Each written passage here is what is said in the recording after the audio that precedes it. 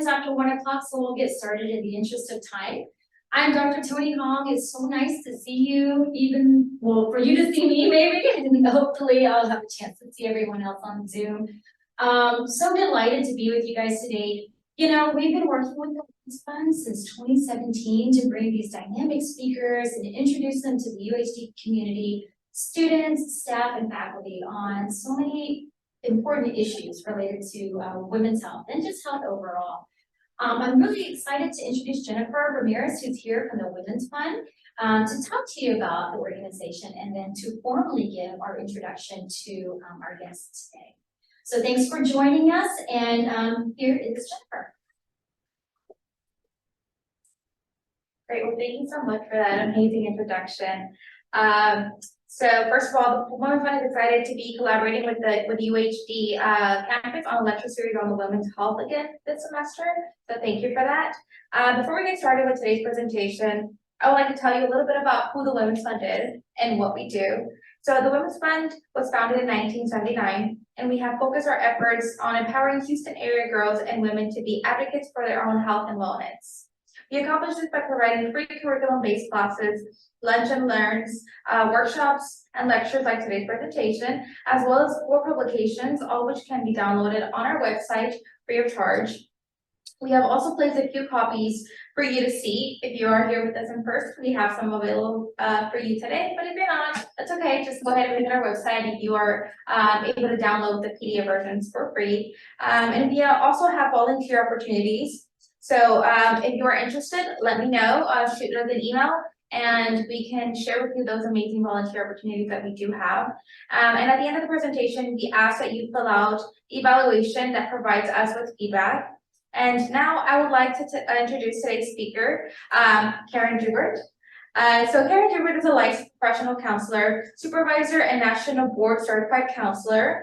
Karen co-partners with J&J Partners to conduct personal and professional development workshops on compassion, fatigue, inclusive leadership, and workplace wellness with corporate, community health, community mental health, higher education, and pre-K to 12 organizations. In addition to her work with J&J Partners, Karen is a second-year PhD student at Saybrook University Counselor's Education and Supervision Program, and she also works as a mental health counselor with the Houston Area University.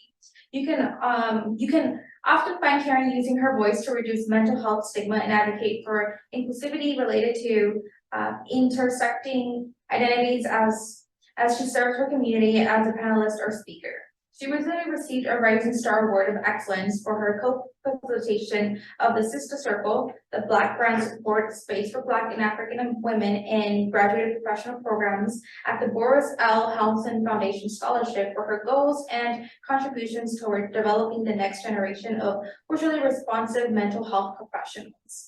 Karen utilizes a strength-based, collaborative, empathetic, humanistic approach to counseling, co-teaching, supervision, and leadership as she strives to create a safe, supportive, inclusive space for all. And Karen relaxes and recharges by fishing, gardening, reading, listening to all kinds of music, and spending time with family and friends. And so as you see, we are so honored to have her here today and speak on this such an important topic that I think that it's nice for all of us to hear every once in a while. So thank you so much, Karen. The floor is yours. And yeah, feel free to type in any questions that you might have on the chat and throughout the presentation. And I am more than happy to either read out loud that question for you, or if you feel comfortable, feel free to unmute yourself and ask that question. So without further ado, here is today's presentation.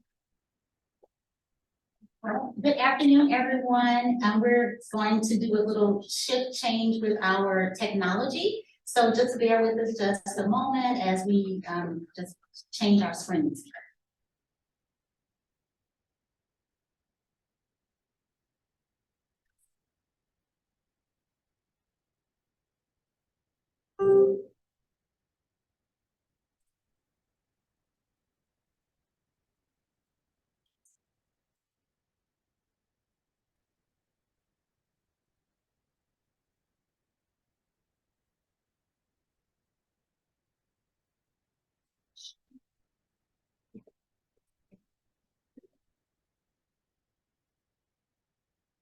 All right, well, welcome everyone. Thank you, the Women's Fund, for this wonderful invitation. I'm really excited to be here today to talk about a wonderful topic, navigating the personal journey of grief and loss. Are we good? I'm sorry, I'm trying to forget the camera. The camera like moves as we move, so I'm trying to kind of push the camera this way. There we go. Okay, there it goes. So we come back to the speaker. There we go. Okay. You want to see this? Yeah, it's following me. You may have to go out of view and then maybe Karen step into Okay, let me view. try that. Okay, let me try. We're just trying to fix this. Okay, you're good. So the Zoom people see. Yes, we're good. Okay, great. And you can see my screen. Yes, it's playing. It's like, I mean, awesome, awesome. Okay, so we're gonna be talking about navigating the personal journey of grief and loss. So thank you all who have joined us today. I'm not sure, within our audience, actually, I'd love to kind of know, just by raise of hand, are there any members of our audience who are experiencing a loss currently and going through a grief experience currently? So if you could just show by raise of hands, on the Zoom, we would love to see that. Anyone experiencing grief currently? Okay, and we have some hands in the room. What about, are you supporting someone who is experiencing grief? Okay, see some hands in the room for that as well. All right, well, you're in the right place. So that's what we're going to be talking about today. And so this is what we're going to cover. We're going to talk about the definitions of grief, bereavement, mourning, and loss. We're going to also talk about how does that show up in our bodies, physically, emotionally, spiritually, cognitively, and also socially. And then we're going to talk through several grief support tools, activities, and resources. So these are things that you can take away with you. You can carry on even after this conversation, some local support groups, as well as some national resources that you can access. I always like to start our conversation about grief with a mindful moment. And, some of you may be transitioning in between classes, or, you might be on your lunch break for work. You may be, have some meetings that you're going to. So we just want to kind of reset and recenter ourselves for this moment with just a mindful breathing exercise. And especially grief, it can be a little heavy, talking about grief. So as we're coming into this space together now, let's just take a moment. You can just position yourself as comfortably as you can, and you can just try to lower your shoulders. And then we're just going to do a breathing exercise where you breathe in, you inhale through your mouth, and then you exhale out. You inhale through your nose, and then you exhale out through your mouth. Okay, so we're just going to do that for maybe 2 cycles. Let's do that together. Let's breathe in and out. Let's inhale through our nose, exhale through our mouth. Let's do that one more time.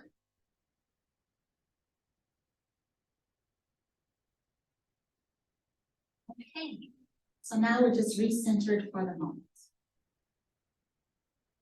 So let's talk about some terminology. Sometimes we use these terms synonymously, but they actually have some different meanings.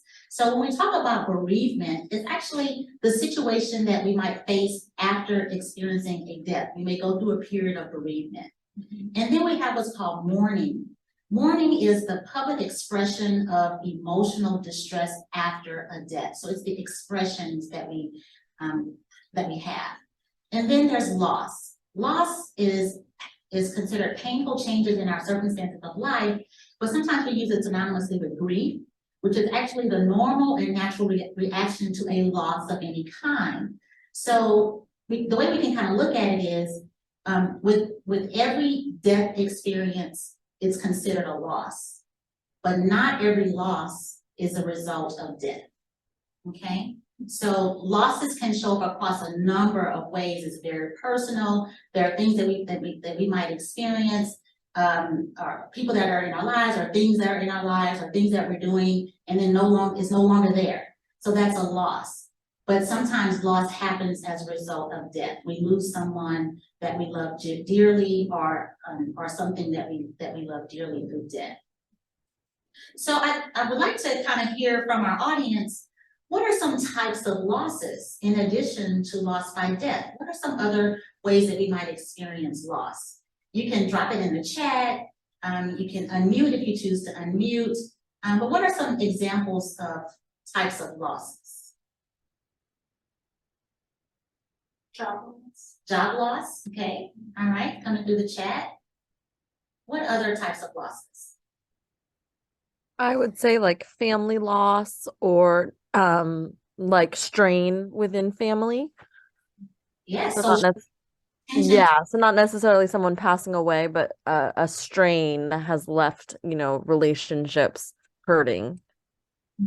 Yes, thank you. Absolutely, absolutely. So within our families, some tensions or some losses, some strains, maybe some relationships, can result in loss. Any others into the chat? Family and friends moving away, So from moving, yeah, absolutely. and relationship loss. And relationship loss, yes. So yeah, so you all actually did a great job of kind of helping me pull together this list, right? So you mentioned some of these things. So definitely that could be loss through relationship, like through divorce, estrangement. Maybe your children have grown up and they moved out, so there'd be some loss there from being an empty nester. That could be loss due to infertility, not being able to get pregnant, or maybe there's a miscarriage, so there's pregnancy loss. That could be loss with addiction, right? So if you're in recovery, there was a life in a community that you might have been a part of as a part of an addiction. And then you're shifting out of that addiction, but there's loss associated with that. Also, here in the Houston area, there could be some trauma losses like natural disasters here in Houston on the Gulf Coast. We've had hurricanes, there's flooding. So that could be loss of personal belongings. That could be, just loss of a routine. Also, there could be some cultural or social justice vulnerability, right? So with racial traumatic experiences, that could be a loss of a sense of who we are, a loss of our independence, a loss of our safety. So loss can show up in a lot of different ways. And then there's an area that I definitely want to mention as far as losses that we don't often talk about or consider a loss is what's considered disenfranchised losses. So we might experience grief from losses such as, an aging parent or a same-sex partner, right? They may not be recognized in society as, a part of a person's grief experience. Or maybe someone who is in an active addiction and they have an overdose. Again, that could be not accepted in society, and maybe, there are some losses that you might not get to grieve as you would like because there are some unaccepted kind of things. We also talk about like toxic masculinity when it comes to disenfranchised loss, because, with some males, they're told they shouldn't cry, that you have to be strong. And so, maybe that grief experience is not as personalized as it could be. So lots of different types of losses. This is not an all-inclusive list, but it's just goes to show there's probably something on this list where you have experienced some type of loss. And it is a personal experience, and it can look very differently for all of us. So that kind of moves us into talking about the grief experience. When we talk about the grief experience, in the title of my talk, I call it a journey. Because there's no timeline, right? Like, how long am I going to feel this way? How long am I going to be grieving? There's no timeline for that. It's not linear. And we might move in and out of grief moments over days, weeks, months, and even in a given year, right? We might have grief moments. So, so that's really important to know, because sometimes we might compare our experience to someone else's. And so we want to just be mindful that your experience is very personal. So even individuals in the same family, let's say you lost a family member, you and your sisters and brothers, or your spouse, your nieces and nephews, your grief experience might look very differently.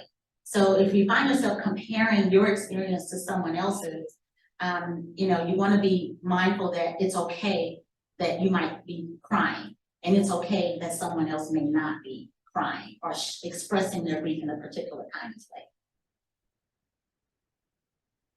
All right, so I'd like to show a couple of clips from a video. So just, I'm gonna kind of skip through a couple of portions.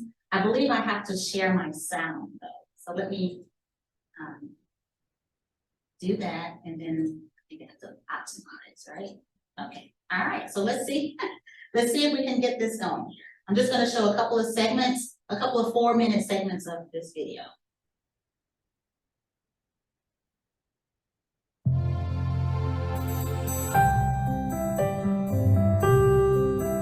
This past summer, the world watched as the whale known as Tahlequah carried the body of her dead calf. She pushed it with her head, she pulled it with her teeth, and she kept it afloat as she swam over 1,000 miles through the waters of the Pacific Ocean. Tahlequah had given birth to her female calf at the end of July, only to watch it die after just a few short hours. And if you tuned in like I did on a daily basis to see how she was doing, to see where she was at, to see if she was still carrying this baby, you knew that this motherly display of grief was moving and heartbreaking and often very difficult to watch. This was a huge news story, and not surprising because although scientists had seen, whales mourn this way before, they had only been known to do it for a few hours or maybe as long as a day. So almost all of the news stories focused on the unprecedented length of this grief journey. And the fact that Tahlequah's baby wasn't able to survive pointed to the declining health of these animals. So almost all of the news stories focused on the ways that these whales have been endangered by pollution and by development. And for me, while this was absolutely incredibly fascinating, this was not the most powerful or important part of this event. What almost none of the stories focused on is that the other whales in Tahlequah's pod took turns carrying her calf and helped to feed her during this 17-day journey. They were often spotted gathered around her, and they swam alongside her the whole way. They helped her to mourn. They helped her to carry her baby. And it is this support and this help from these other whales that I want to focus on with you today. Because if there's one thing I've learned, grief needs a community.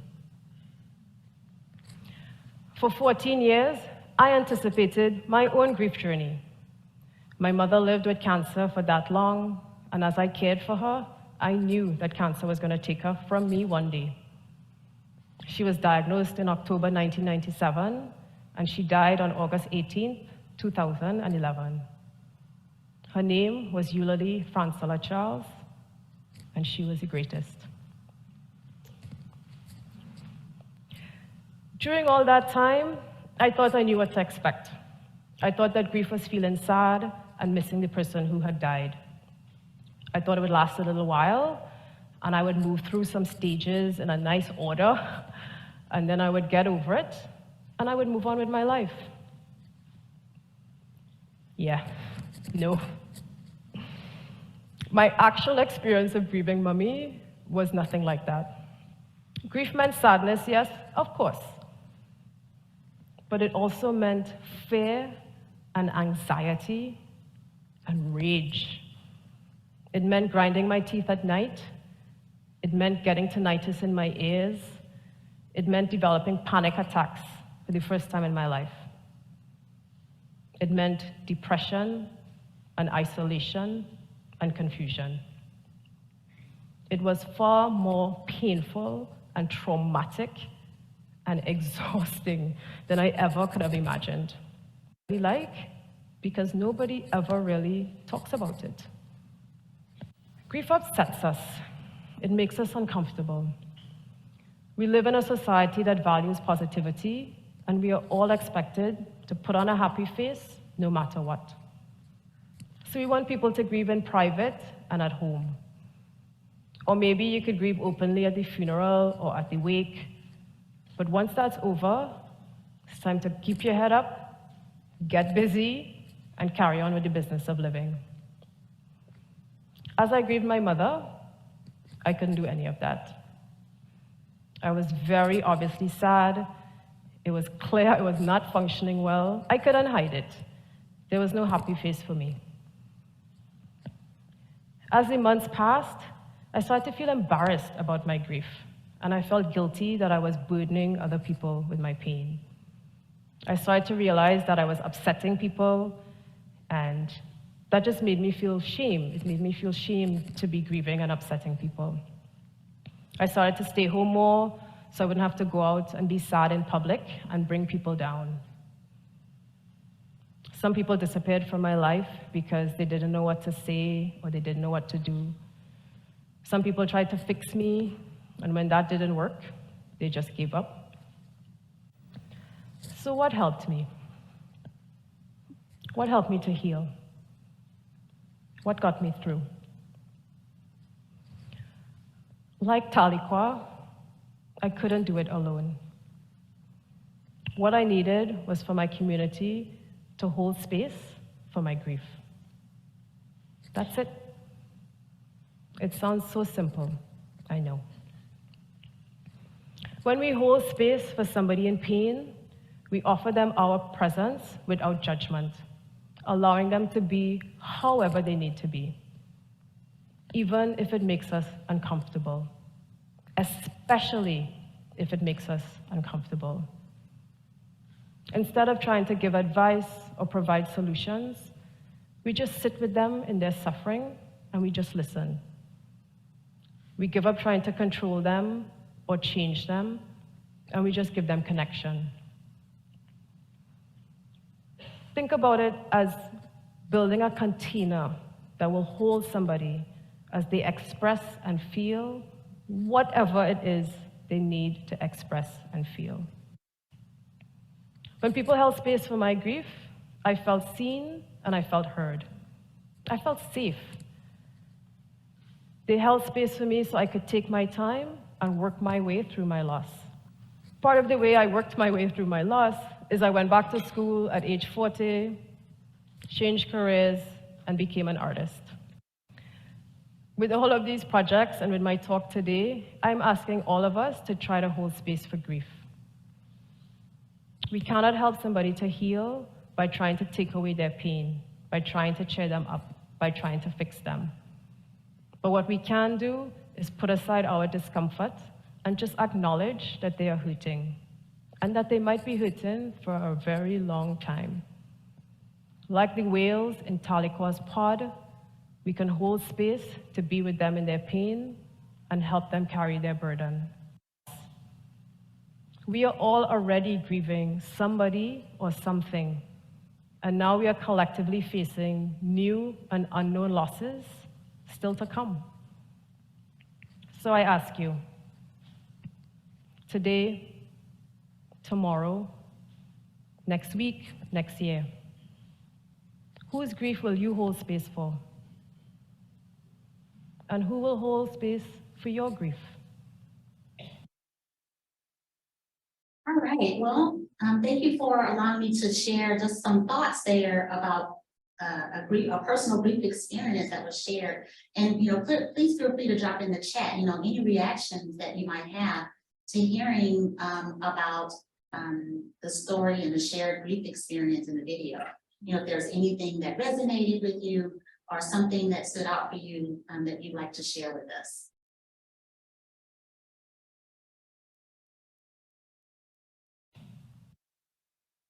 All right, so as you're maybe dropping some thoughts in the chat, and just let me know if Jennifer anything comes through. Let's kind of talk a little bit about, how grief might show up in our experience.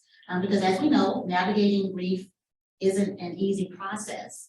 And so we always encourage you to be gentle with yourself. And I'm going to go over some of the different indicators of how grief might show up. And just know, again, this is not an all-inclusive list because it's very personal. But just kind of pay attention if you notice if you've experienced any of these things. So I'll start with talking about physical kinds of symptoms that might show up through grief. It might show up in our appetite, with increased appetite or a loss of appetite, which might lead to increased weight gain or a decrease in weight. It could show up in our heartbeat.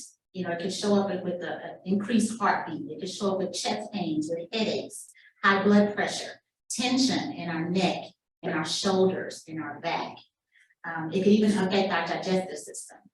Then if we kind of talk about, you know, how it may look related to emotional kinds of things, we could have some increased anger, right? In the video, the speaker shared about being raged, you know, at her mom dying from cancer.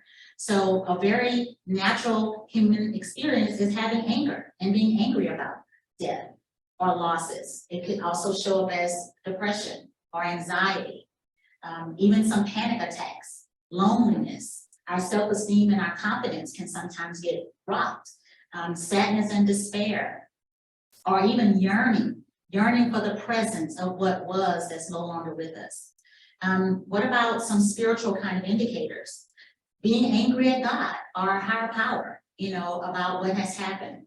Or even having a change in your belief system or your morals, or even in your religious practices. That may shift, or you might have questions about the afterlife or search for meaning about what has happened. What about cognitively? Cognitively, you might experience some confusion, you know, and some fogginess about, you know, what has happened, about news that you've heard. You might have some difficulty concentrating. You might find yourself making mistakes or having more error, being more error prone because of that fogginess. Or even some forgetfulness, or even having a lack of awareness because your thoughts are consumed by your loss. And maybe even if you look at socially, it might show up as being very clingy to other people in our lives, or clingy to other things or situations. We might even become more demanding of others. So that could also be something that may show up along with the clinginess or some dependence, maybe even some isolation and not wanting to talk.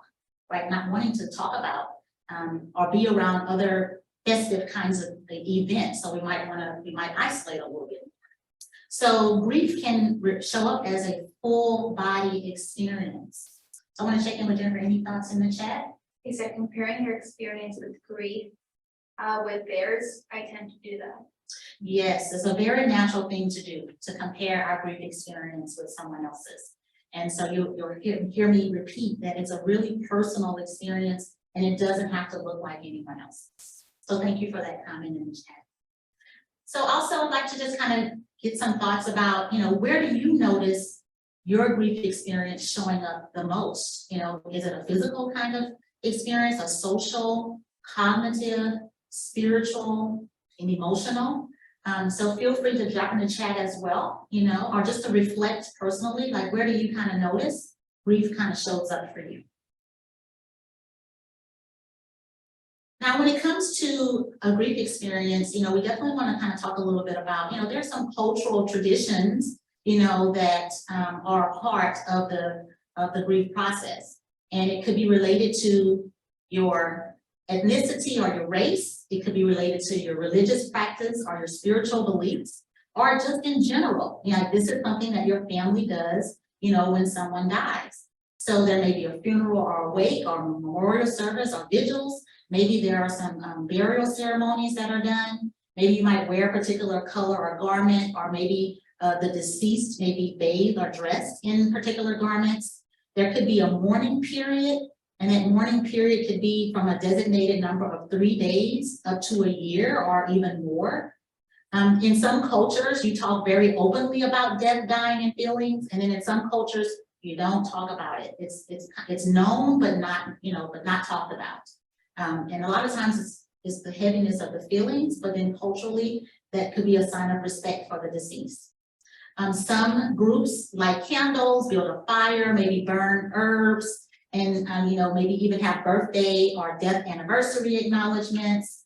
You know, there could be just this gathering of community support. You know, myself, I'm from Louisiana, and so we do have wakes, and we do have times where we're sharing memories about our loved one. There's laughter, there's also crying. Also in Louisiana, there's a celebratory funerals. So like in New Orleans, they're called New Orleans jazz funerals. So you have a jazz band that is with the processional, with the funeral processional from the funeral service to their gravesite.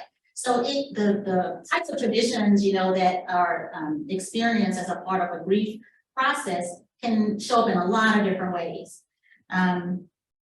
Also, digital identity. I did make a note about that. I wanted to mention that because in our day of technology, with Facebook and Instagram, I've noticed that even family members will keep a deceased person's social media pages up so that, you can kind of like share even things that are happening throughout the year in a way with your loved one or others who love your loved one.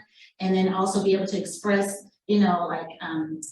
heavenly birthdays and just acknowledgements on special occasions. So sometimes that digital identity is continued even after a person will die.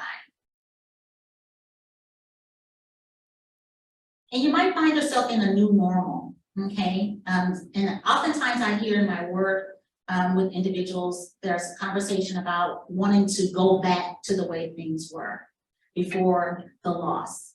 And the reality is things are not gonna go back, right? We actually start experiencing a new normal.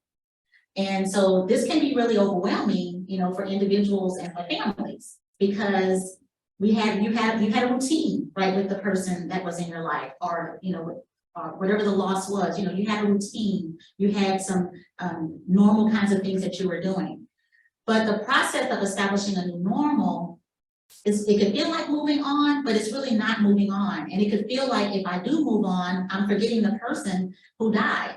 But you're really starting to create new experiences for yourself, and that can include having a memory and honoring the person who has died. So not only will your life look different, but who you are as a person may emerge differently after in this new normal. And like I mentioned earlier, there is no timeline. So there are what we call 4 tasks of mourning. I'm just going to kind of briefly go through these, but just kind of keep in mind, this is not a chronological order. These are things that you might experience as a part of your mourning process.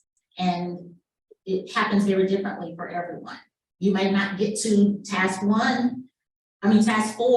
you might be in task 1 for a long time, right? Just accepting the reality of the loss. It can be really difficult to accept, that the person or the thing is no longer in your life. And so there's a process of coming to that acceptance. And then there's a process of actually processing the pain of the grief. Sometimes just the pain, the emotional pain of the loss can delay getting to some acceptance, but you can get there. It also requires adjusting to a world without the deceased. So like if your loved one handled a lot of the business affairs in your family, there's going to be a process of you adjusting to handling the business affairs, right? So that is a process. And then task 4 is finding a connection, an enduring connection with the person that you've lost in the midst of embarking on a new life. So things don't have to end, right? You don't have to forget. You're not coming into a place of forgetting if you're trying to shift into this next part of your journey. You actually can maintain the connections with the loved one or the person that you've lost in the midst of embarking on your new life. So no grief journey is the same, right? I've been kind of sharing that. Yet each person grieving needs one powerful thing, and that's support. And that's something that was emphasized in the video. How community coming together and your community of support. The community of support may be one person, but it may be an extended family. It may be your friends. It could be your coworkers, right? But having support is something that we know can be really helpful in your grief journey. Because it can feel isolating, it can feel like you're alone because it's such a personal experience. So how can you support someone who is grieving, right? We're going to start there, and then we're going to talk about some things that we can do if we are experiencing grief ourselves. So we do encourage, if you're supporting someone who is grieving, to listen more and talk less, right? And sometimes we might find ourselves trying to figure out what to say. And then we might say something and be like, well, I probably shouldn't have said that, right? So you cannot go wrong by listening more, even if it feels tempting to talk through silence, right? It can feel uncomfortable to sit with someone in silence, but that may be what that person needs in the moment, okay? It gives them an opportunity to share their thoughts, to share their feelings, or to just be silent themselves. We also encourage, offering practical help. So if you're ever wondering, like, how might I be able to help? You can ask the person how you might be able to help, but based on what you know about the person, you may be able to pick up some groceries, offer to babysit, doing something really, really practical. Delivering a meal, taking their dog for a walk. And it's okay, and another way you can support is being okay with sitting in silence. So that kind of goes to that listening more. And again, that could feel uncomfortable, but pain is uncomfortable. And so it does require us to kind of push through our own discomfort to help support someone that we love. Stay connected and check in regularly, even after the cultural traditions or funeral services or memorial services. So, usually there's a lot of people around at the earlier time of the memorial or funeral services. But those who are grieving need support even after that, beyond that time. So stay in contact. Maybe remember some important dates. So, note it in your calendar, annual reminder, to check in with your friend, with your family member, with your coworker, when you know that they've experienced a significant loss. Share favorite memories. So maybe you have some memories that you can share about the person or what the loss was about, and that might be comforting. And then let them cry. So crying is another space that it may be difficult to watch someone in active grieving. But letting them cry is a way for them to release what's happening on the inside. Instead of holding it in, our body is saying, I need a release, and it comes out through crying. And so allowing a person to have that space to cry, holding space for them to cry, can be really impactful.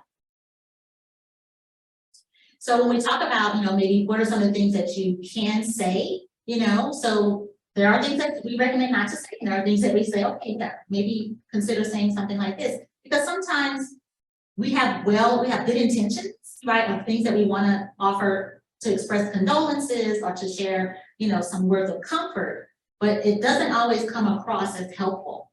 So, instead of having this overall positive outlook when someone is in their grief and despair, or if they are, that they are mourning a loss, you want to be careful about saying things like, look on the bright side, right? You can say, well, whatever you feel is valid. However it is that you're feeling, it's okay.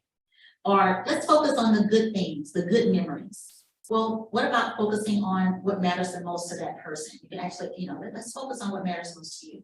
Or maybe it's for the best. Try saying, it's hard to see any meaning in this. Like there's something that's I just don't understand it. It's hard to find meaning in this experience. Or it's a blessing in disguise, right? I've heard people say that as well. And you can say, well, you must really miss them. So these are short little phrases, right? Or you just need to stay strong. And that's one that really, a lot of people wear a mask around their grief experience because they feel like they have to be strong, right? They have to be strong in the face of other people. But on the inside, they may really be hurting. And so you just want to assure them that you're there for them. Or instead of saying, I know how you feel, right? Well, there's no way for you to fully know about how that person is feeling because it's a personal experience. But you can say, I can't imagine what you're going through right now. Would you like to talk about it? And then they may or may not want to talk about it. But being present with them in the moment can be really helpful. We also talk about what are things that you can do for yourself, as you're grieving through a loss. You hear the term self-care, right? We toss that term around quite a bit, but we really want to talk about personal renewal.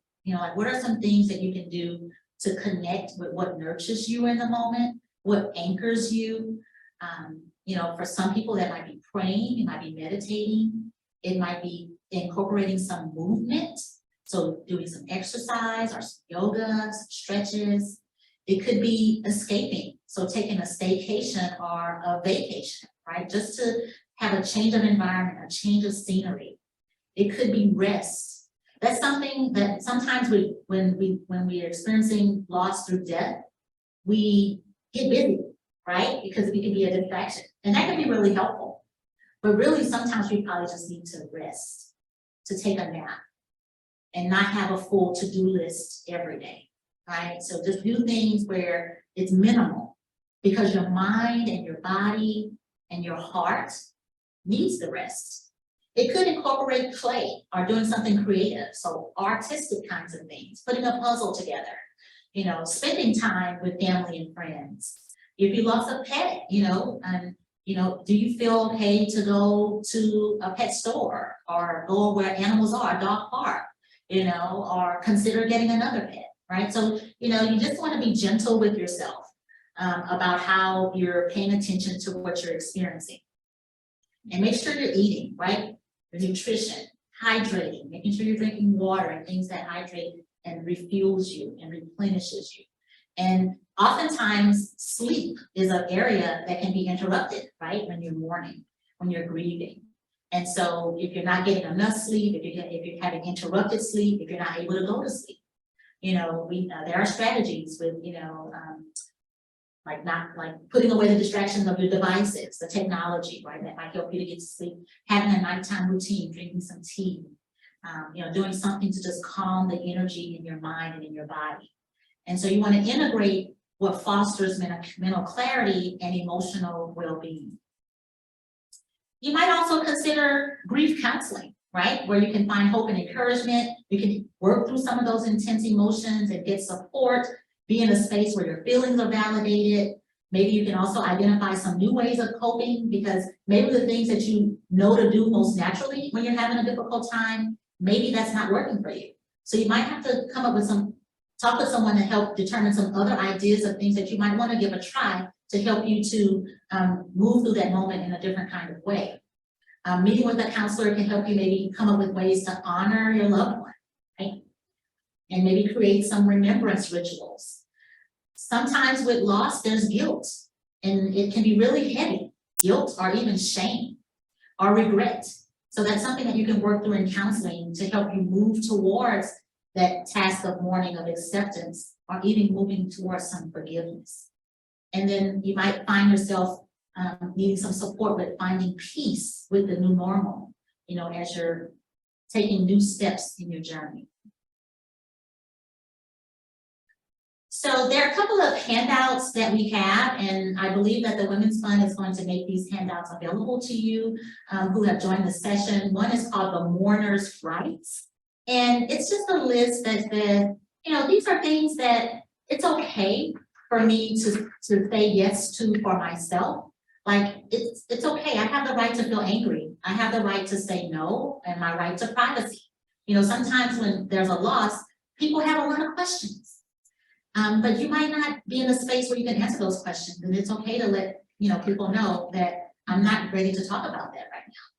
It's okay to ask for help and to be listened to, and to socialize when you're ready, and to cry or not cry. Express what you need. It's okay for you to let people know what you need. And it's okay, you know, you have a right to experience joy. So you may not experience an intense grief and sadness and despair, but you might come into some acceptance about the loss and be ready to move into some new experiences of joy. And that's okay. And if someone else in your sphere, if they're not ready to be joyful yet, that's okay too. You know, we're honoring our own experience in this process. Then there's what we call permission slips, right? So, you know, sometimes we need to give ourselves permission to be kind to ourselves or to take care of ourselves in difficult moments. So these are just some ideas in this handout of things that you can do. So at the top of the page, it says it's some sentences with some blanks. And at the bottom of the page is some things that you can fill in the blanks with. So you can say, you know, give yourself permission to say, when I feel, you know, when I feel sad, let's just say, I give myself permission to take a deep breath. So you focus on your breathing. You calm the energy in your body.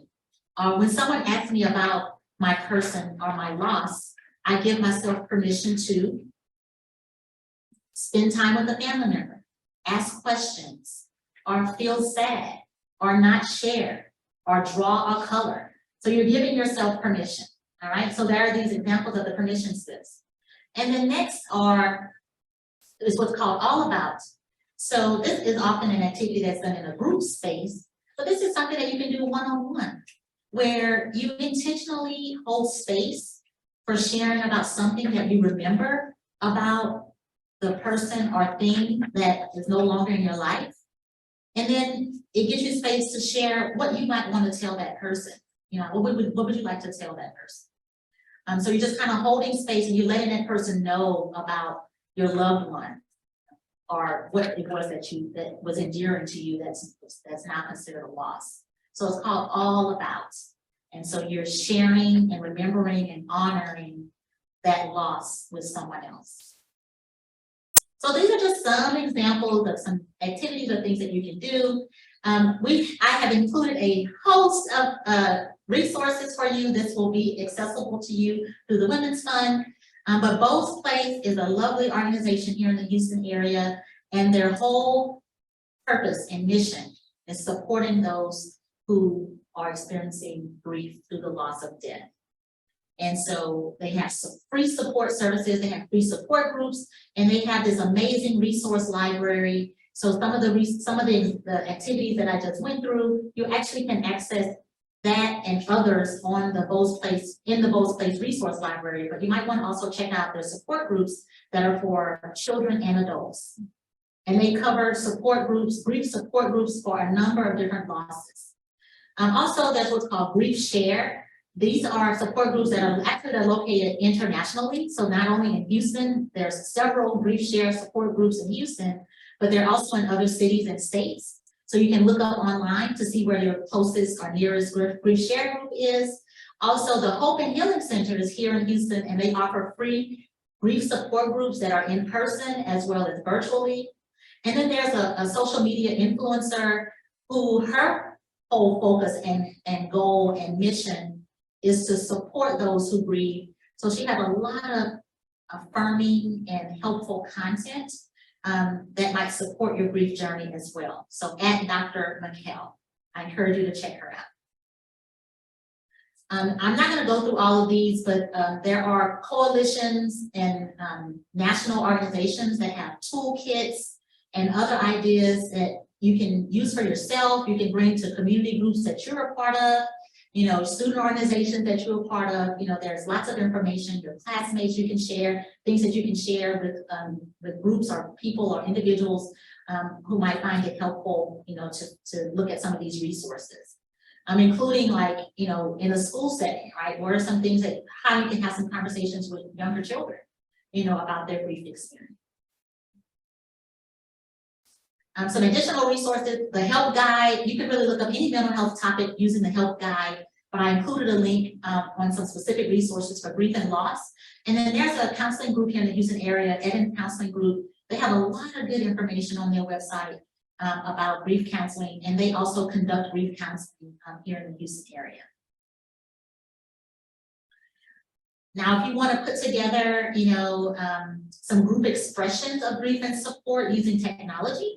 So Tribute, I've used Tribute myself. You can create videos and have others add videos to honor and share expressions of condolences using Tribute, but you can also use Padlet or even Kudo board. So let's say maybe you had a loss at work and you want to, you know, gather members of your work community to share some expressions of condolences to the family members of the one who died. You can use one of these tools to do that. So, you know, lots of different ways that we can help support ourselves and help support others in their grief experience.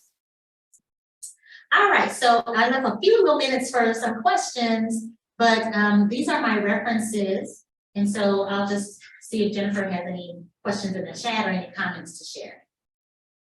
Not yet, but I do have a question of my own. Sure. So let's say we are helping someone go through the grieving process.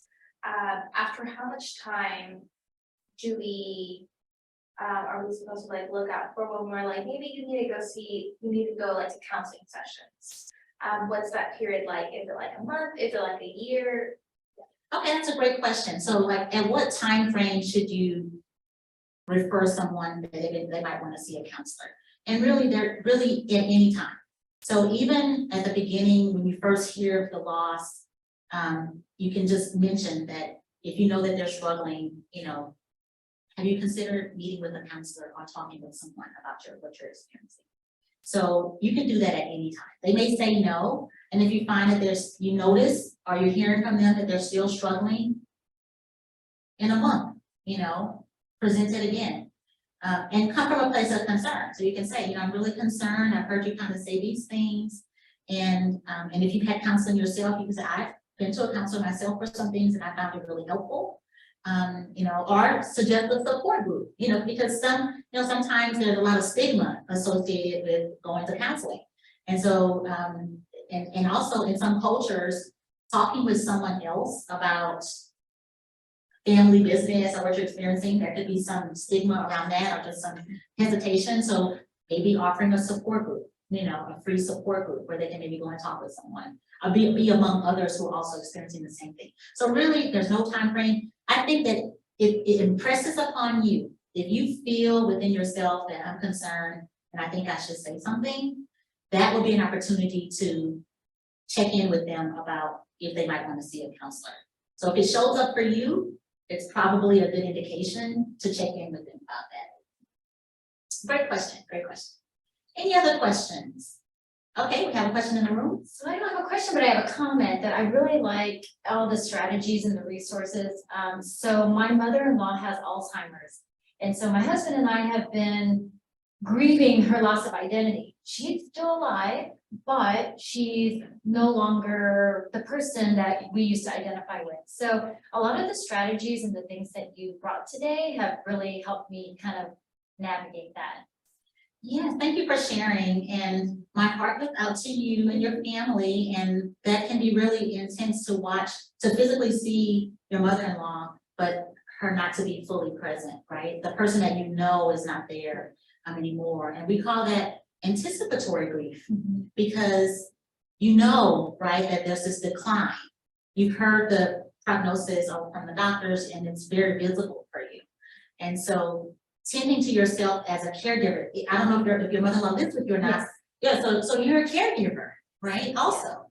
So it's really, really important for you to also pay attention to yourself and hold space for yourself, to have moments of pause, to do some things that nurture you, because, you're probably extending out, your husband extending out, right? A lot of energy. And then just the pain in knowing, right, what's going on right now.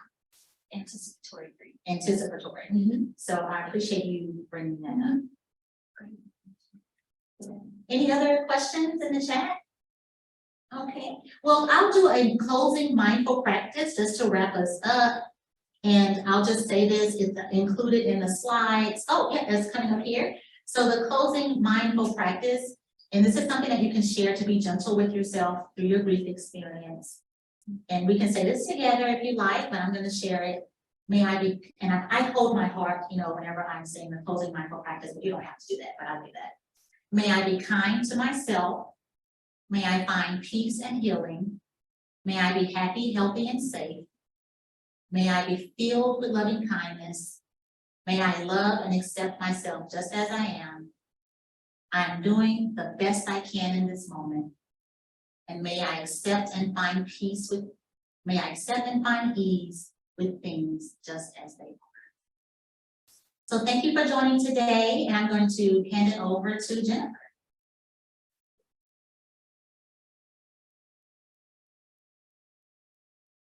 Let me try to come back in the camera for you guys. There you go. Shift and follow. No, it doesn't want to follow. Yeah, or behavior. There it is. It's coming this way.